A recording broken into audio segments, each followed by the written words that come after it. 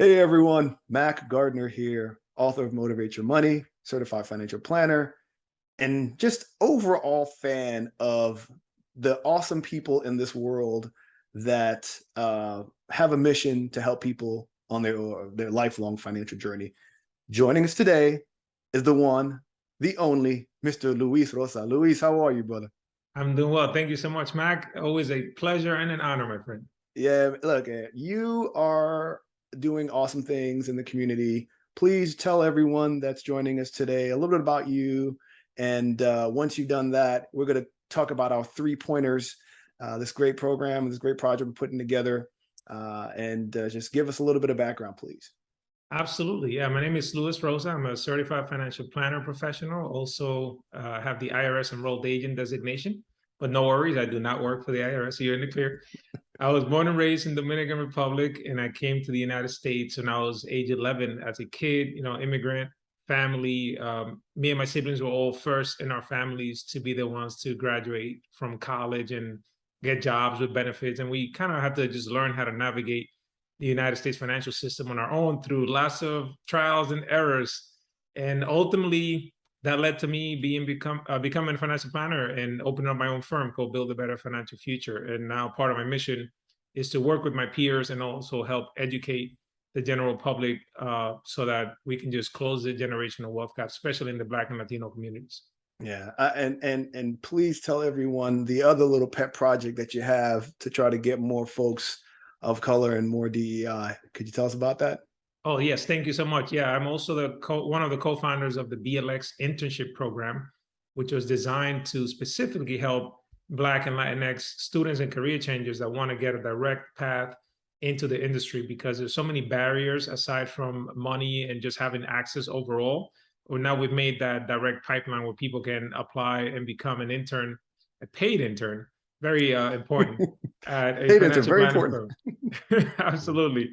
Which has led to a lot of people now being able to get job offers post internships. There's been a lot of success there. That is awesome, brother. All right. So I like to say, Luis, that there's a top three for everything in this world, right?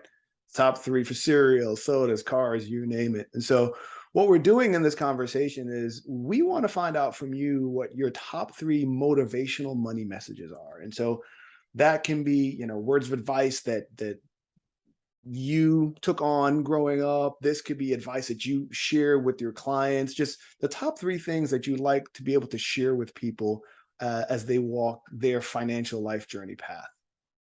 My top three motivational money messages are: number one, pay yourself first. Number two, automate your finances. And number three, have a money date, either with yourself or with your spouse, at least once a month. Okay, I like that. I like the conciseness. I knew when Luis came on, I knew we were going to get some goodness. All right, so please let's unpack the first one. Pay yourself first. What do you mean by that, man? Yeah, you hear that a lot. And I want to go a little deeper into it because this goes back to like the days of Aristotle, not to get too philosophical, but Aristotle said that nature basically fills a void, right? And when I look at finances, I find that as human beings, we tend to fill a void. I mean, think about if you ever moved to a bigger home, somehow, some way, every space gets filled, and you have just enough to make it all fit, right? And we've noticed that when people get a new job, maybe they have a new income, somehow, some way, bills arise to the point where the entire paycheck has somewhere to go, right? So nature fills a void. So if you're not purposeful and have intent behind what you do with the money, and then something else is going to grab the attention of those dollars. So if you say, you know what, I'm going to pay myself first, meaning I'm going to put money in my 401k, like, okay, I'm going to do 10%, and I'm just going to put it in there. And then with what's left, I'm going to pay my bills and my taxes and so on, right? Because if you wait till the end, before you get to it, something's going to arise. Yeah, something else will grab your money. I one of my Absolutely. favorite books is The Richest Man in Babylon. You know Yes, that me one. It too. talks about paying yourself first, taking 10% of every dollar you've ever earned and paying yourself first. And I love the word that you used just a while ago. It said purpose. Give your money purpose. And if you don't take care of yourself, nobody else is going to take care of you. So Love point number one. All right, let's talk a little bit about point number two. Give us point number two again, please. Point number two is automate your finances. The reason for that is because we've all heard the saying, out of sight, out of mind, right? It's a lot easier when something is already done for us. So if you say, I'm going to save $100 a paycheck into this savings account, but you make that automatic so that it immediately goes from your paycheck to your savings account. Again, you're trying to get rid of any barriers that will prevent you from developing that habit, right? So whether it's automating the 401k contributions or an IRA contribution or saving for a specific goal, try to make it so that it's something that happens maybe on or about the same day every month, and that it happens automatically so that you don't even have to think about it. It's like, all right, automatically, I know this money just going there, and I'm, it ties in very well with the first one, because it's kind of like I pay myself first and I'm also automating it so that I'm increasing the chances of me being successful with this. You're going from idea to actual strategy. Yeah. Yes. So, hey, all these great things are good. I love the habits, like all these words that you're saying, and like, we're really, really aligned in a lot of ways, because I frequently talk to people about habits. Good habits become good behaviors, become good traits. And the easiest way to start a habit, thankfully, in the day and age that we live in, Luis, is the technology that we have available to us.